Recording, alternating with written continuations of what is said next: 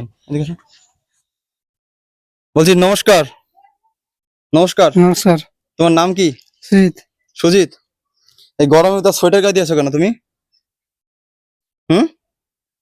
আরে চুলের অবস্থা কি? আমি তোমাকে একটু পরিষ্কার করে দিই, ঠিক আছে?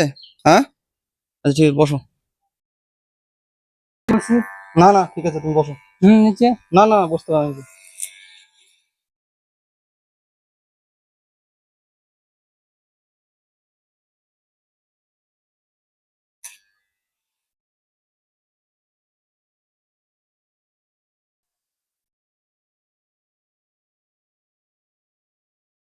অবস্থা হয়েছে।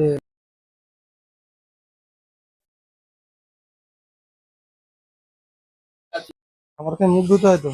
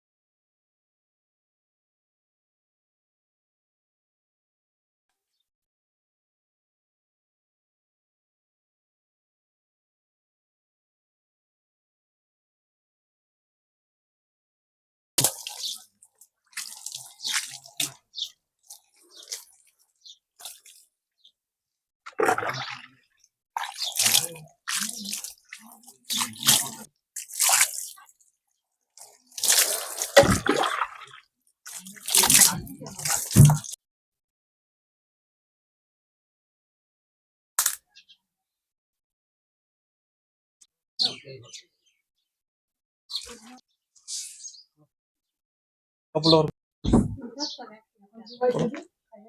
করো।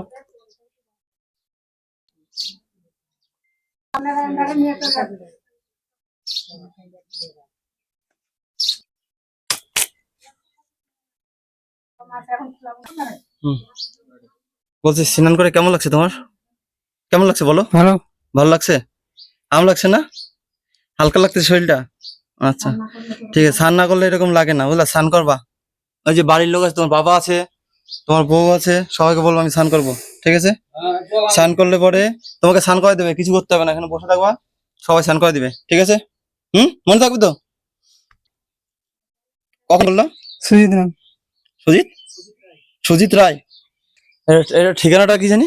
বিক্রবাটি, মানে বিক্রবর গ্রাম হচ্ছে বিক্রবাটি, বানগোলা থানা, তাই তো? মালদা জেলা বানগোলা থানা। মালদা জেলা বানগোলা থানায় এই ভাইকে, অসহায় ভাইকে পেয়েছি। অনেকদিন ধরে স্নান করে না তো, আমি একটু এনার যত্ন করলাম। চুল টুল কাটে না, আর অসুবিধা ছিল প্রচুর, 20 বছর ধরে অসুবিধায় আছে। একটু উঁচু করো, মাথা উঁচু করো। 20 বছর ধরে এই অবস্থা এনার, ঠিক আছে? তো আজকে ওনার পাশে একটু দাঁড়ানোর চেষ্টা করলাম। আর সব অসহায় লোকের পাশে আমি থাকবো সবসময়ের জন্য।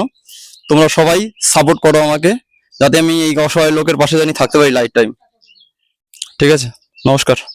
মিলান রায় দাদা এই ভাইটার ঠিকানা দিয়েছিল, ঠিক আছে? ওনার এই ঠিকানা একটু চালু করো। মিলান রায় দাদা ঠিকানা দিয়েছিল আজকে সকালে। আজকে হচ্ছে তোমার রবিবার।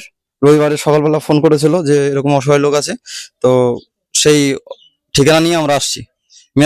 মিনাল দা তোমার খুব ধন্যবাদ, তুমি আমাদেরকে ঠিকানা দেওয়ার জন্য। আর অসহায় লোকের সাথে তুমি থাকো, পাশে থাকো, এরকম হেল্প করো, তাহলে আমাদের খুব ভালো লাগবে। আর বেশি বেশি করে সাপোর্ট করো, লাইক করো, শেয়ার করো। আর আমরা জানি এসব ধরনের কাজ জানি করতে পারি বেশি বেশি করে। ঠিক আছে, নমস্কার।